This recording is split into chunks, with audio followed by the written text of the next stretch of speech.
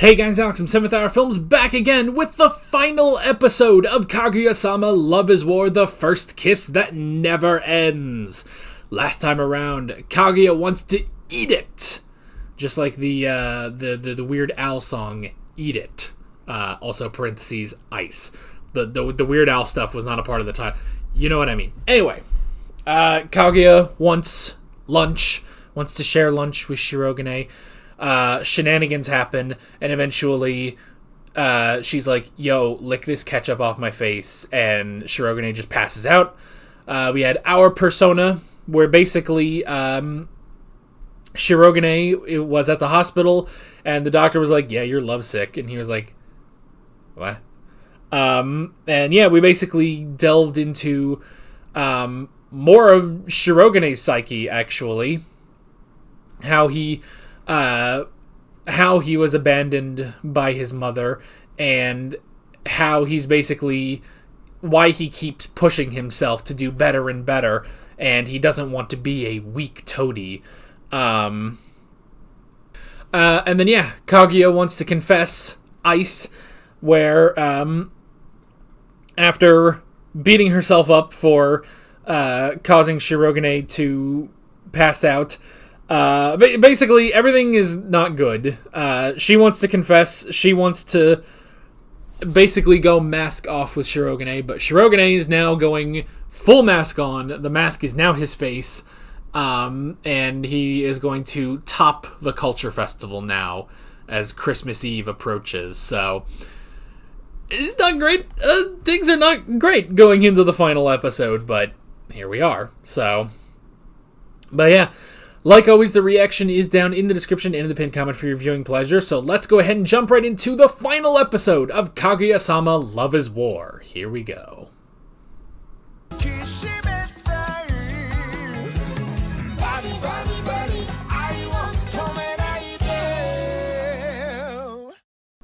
That's it. Kinda.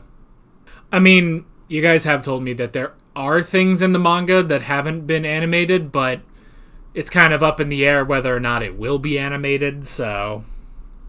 I mean, first and foremost, Ishigami and Tsubame and Miko to that extent, you know? But I don't know. If it's not, then it's not, but I don't know. They did it for real this time. Just, I don't even know, man. Am I going to be able to be analytical? I don't know, man. It's like, we did it. I like that. I do like the whole thing of like, Ice Kaguya, she's the one who took over, and she stopped Chibi Kaguya, in the courtroom, and they have the litigation, but she took over. It's like, no, that's real. It's just Kaguya. It's all just Kaguya.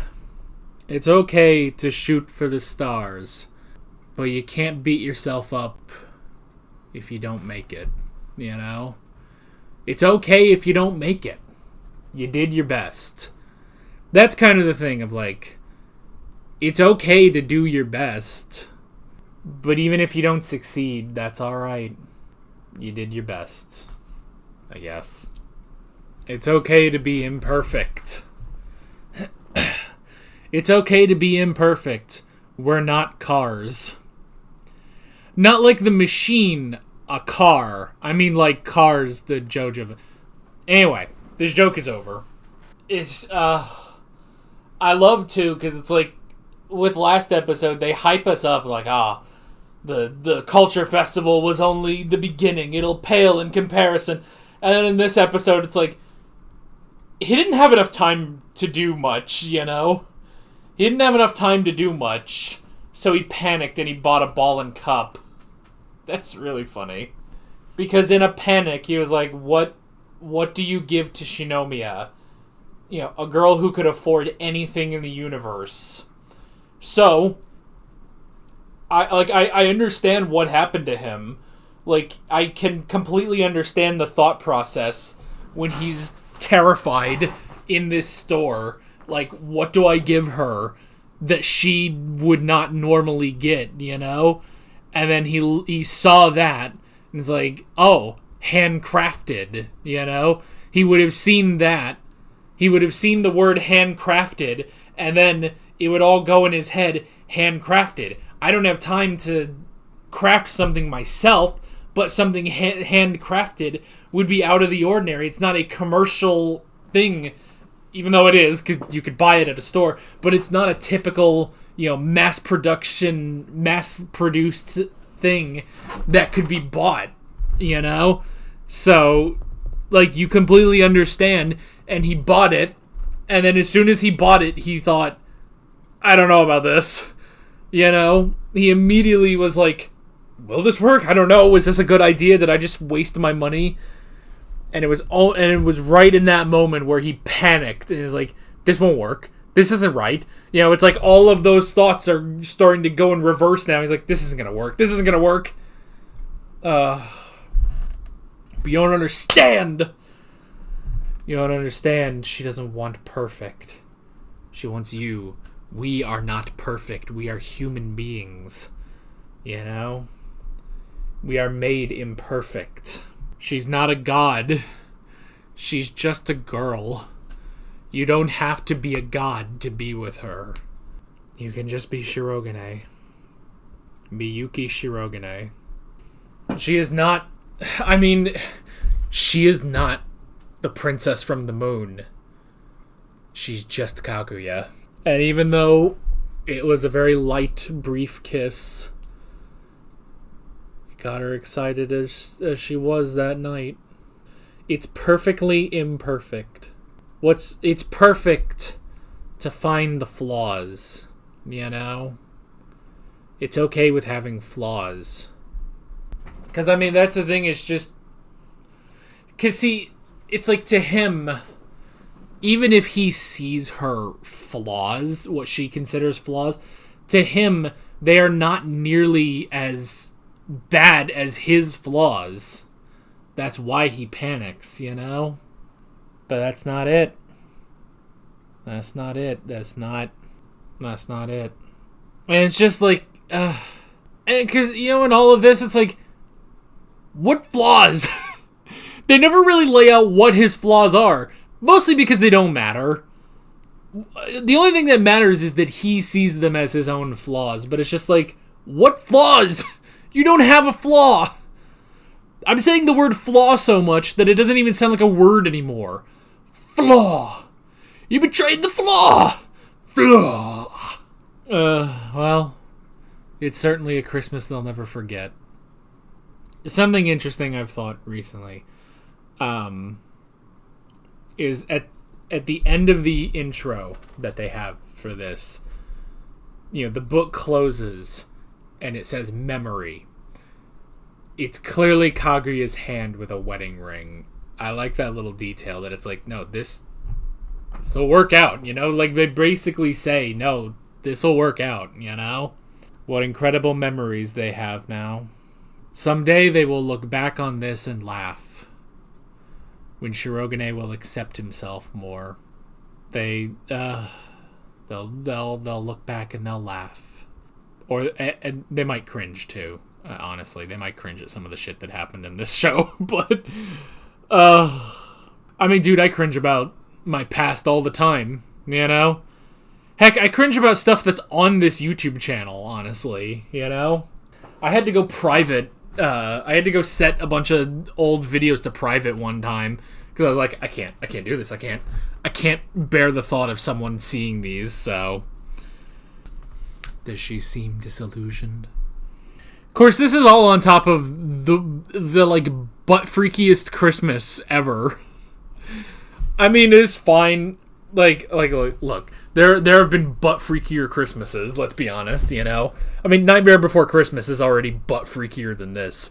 I've now coined the term butt freaky, so seems, you know what? It seems like an appropriate phrase, especially for Fujiwara. You know, I love the idea that she's actually the most normal person in her family. That's a terrifying thought that Moeha is weirder than she is, but gave the man handcuffs. You know the thing, too? That was just, like, happenstance that she ended up giving that to Shirogane. She could have given that to anyone. Like, with the friggin' lot, she could have given that to Kaguya, or Kei, or even her own sister. Could you imagine? That said, I really like the idea. I like the idea of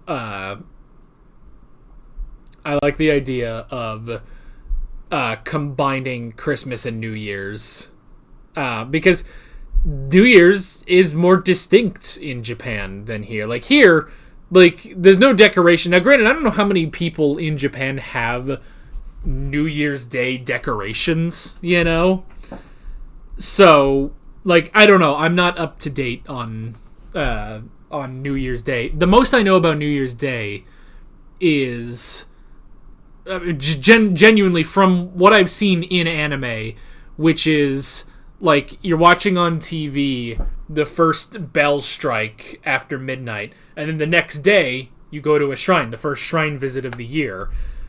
That's all I see in anime, so I can't really base anything else on it, but honestly I kind of like the idea, because like look, I know that Christmas is not as big a holiday in Japan, you know? So I like the idea because here in America, let me tell you, first off, Christmas starts on Christmas Eve. At least in my house, Christmas starts on Christmas Eve, which technically they did too.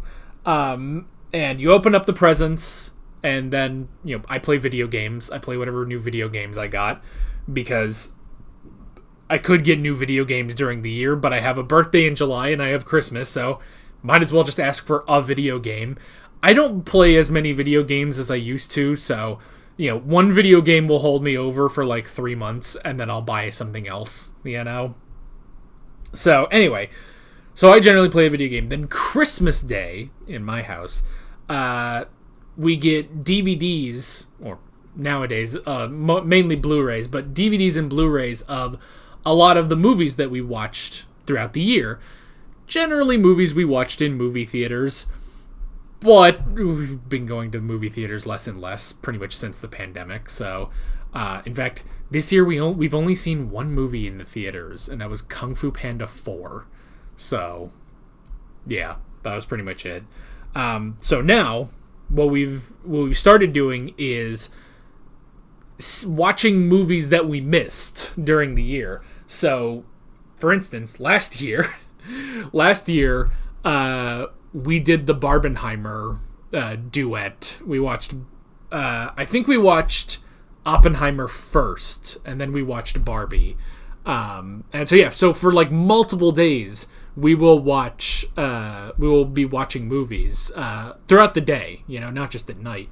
And it's really nice, you know, and we have dessert, and we have Christmas food, and it's nice, you know, it's a nice thing. So what I'm saying is, for us, and probably for a lot of people in America or just the Western world, Christmas goes from Christmas to New Year's. So I like the idea, actually, of, in Japan, having decorations that are both Christmas and New Year's. They're goofy because you're pairing up Santa with these, like, demon masks. But that's funny, you know? That's funny, I like that. And, you know, it's like, we didn't put up the Christmas tree, so our older sister fashioned it into a New Year's tree. And we didn't want to get rid of it, that'd be a waste of money, so we just kept it. And now it's a tradition. It's like, hey man, that's how that goes, you know? That's how that goes. For the same reason, actually, the reason why we open up presents on Christmas Eve is because years and years ago, on Christmas Day, we would meet up with the extended family at my grandma's place. Eventually, unfortunately, my grandmother passed away. But after that, we pretty much, you know, we went and did our separate Christmases. We still open presents on Christmas Eve, you know? So that's the thing. It's like, that's exactly how that works, is these traditions, they spring up and you roll with them. And quite honestly, of all the things I've seen from Fujiwara, this is like the coolest thing, honestly. Like, is it weird? Yeah, it's weird having these demon masks and, Santa outfits. But it's cool. I kind of like it. Like, this is the one thing with Fujiwara where I'm like, I actually dig how weird this is. Now, the cuffs are a little much. The handcuffs are a little much. Though I do like that, I do like that moment because, while Moeha was happy to get that handkerchief, Chico was like, this is pretty lame, pretty boring. I'm about to fall asleep. But then all of that is diffused. Shirogane no longer has the worst gift because Moeha got handcuffs. And I love Kei freaking out too of like, you gave my brother handcuffs. It's just ridiculous, And even then, because again, it's like, oh, the handcuffs are so crazy. It's like, so the ball and cup, you should be fine with. Like, we literally just went through this, It's like, this isn't the worst gift. Even if it was the worst gift, it's like, it's not the handcuffs, man. But he panicked. But it's okay. Because Kaguya was able to get him. And they did it. Oh yeah, so that, as far as I know, that's the end of the show. So, what is there to say about this show? This was really interesting. I chose this specifically to follow up Mob Psycho, which was a weird show. It's an amazing show. One of my favorites of all time, and it's a brilliant show. But every Mob Psycho fan will tell you, it's also weird. Intentionally weird. And I thought, because I had seen a couple clips of this show originally, and I thought, what a weird show, But even I didn't understand how weird this would get. So I was like, you know what? I want to watch this. And so that's why I followed this up. And I chose the dub specifically because of the narrator. Because I knew that the dub narrator was great. And he is. He's amazing. But honestly, all of their dub voices I really enjoy. And yeah, this was such an interesting show, Like, funny enough, following up Mob Psycho, because with Mob Psycho, that is a show that I feel like anyone of all ages should watch, because it's just about being a better person, And because, like, yes, you could say, like, oh, well, a lot of teenagers should watch it, and they should, because they could potentially, learn from Mob's experiences, But I gotta tell you, being 27, I guess I was 26 at the time, is while I also got that, I also got so much out of Reagan's storyline, And now I feel like this is a good follow-up, but I will say it's like, this is definitely a show I feel like a lot of teenagers should watch, because it's like, this, I don't know, I feel like this could help a lot of teens, It's literally all about understanding how weird you are at a weird time of your life, It's like, I'm really enjoying, like, and they're so different between this, Kaguya-Sama, Mob Psycho, and I'm also going to add to the list friggin' Vinland Saga. Like, these shows are so vastly different from each other, but they're definitely shows that more young people need to watch. And I like this trend of shows that will help you be a better person, This, Mob, Vinland Saga even, And so I'm curious if we're going to be continuing that. So I have made a choice on what we're watching next. Basically, we're going to rock out. We're going to rock out with our... Probably shouldn't say that. Can't do that on YouTube, but yeah, we're gonna rock out, if you know what I mean. Now, the thing is, it's a little short. I'm gonna be honest, I didn't think it through. I basically made the decision, then went and looked at the episodes and realized, oh yeah, it's one season. It's 12 episodes long. So you probably know what I'm talking about. And I don't know, I've heard about it. I've seen like a clip from the show, but it definitely it gives me that vibe, kind of like this and Mob, where it's like, seems like it's going to be about young people issues that may be very potent. So I'll be very curious to watch that, definitely. I'll be very excited. And yeah, and then after that, we're going to have to pick something else really quickly after that. But yeah, but that'll be nice. That'll be nice. Probably going to watch it dub. Probably going to watch it in the dub. Because I do want a balance of sub and dub on the channel. Right now we're watching Vinland Saga in the sub. And the thing that I have chosen to replace Vinland Saga, I think I'm going to do that in sub as well. So for this, I think I'll keep the next show after this in the dub. I don't know. I try to keep that balance between dub and sub on the channel, you know? I don't want to just become sub because I really appreciate a good English dub, you know?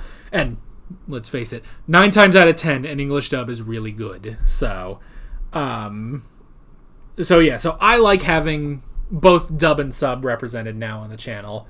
So yeah. But anyway, but this was a really good show. I really enjoyed it. I love all the characters. I do feel like we could have, I mean, I don't know. I feel like, you know, with the whole Ishigami storyline, like, that almost isn't wrapped up at all, you know? Like, I guess it sort of leaves it to the imagination, and from what I hear, it is more resolved in the manga, so, I don't know. Maybe they'll do another movie, maybe not. I have no idea, but I'm definitely curious. But if not, I might just go read the rest of the manga on my own time. So, but yeah, this was great. I love it. Love all the characters. It was goofy and crazy, yet heartfelt and emotional and hype AF. So, yeah, now that I have, it has definitely helped me enter my middle-aged mom watching Hallmark phase that I am now in. So, yeah, so this was great. There's no other ways I could say this was great, and I hope you enjoyed these reactions. But that is basically it. With all of that being said, I'm Alex from 7th Hour Films, and I will see you guys next time. Take care. What? Oh, you know, leave that in because I screwed up. Take out is because I was thinking of the rock out, and then I blew it, and so I said take out. Take care. Keep that in, because I screwed that up. Let's keep that in. Cut to the thing. Thanks for watching this video. There's a bunch of links on screen if you want to go click around any of those. There's a playlist with all of my Kaguya-Sama reactions. Well, if you want to go rewatch all of them, as well as another video you can go click on if you want. There's also a subscribe button and a Patreon button on screen, as well as other links in the description if you want to go check out any of those. See you guys later, and remember, take out.